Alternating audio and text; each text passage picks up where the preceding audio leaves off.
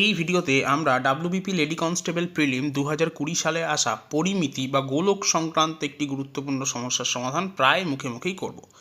এখানে প্রশ্নটি হলো 8 সেমি ব্যাসার্ধ বিশিষ্ট একটি লোহার গোলককে গলিয়ে কতগুলি 1 সেমি ব্যাসার্ধের গোলক পাওয়া যাবে। তো আমরা কি করব? প্রথমেই 8 সেমি ব্যাসার্ধের লোহার গোলকের আয়তন বার করব, তাকে ভাগ করব 1 সেমি ব্যাসার্ধের লোহার গোলকের আয়তন দিয়ে।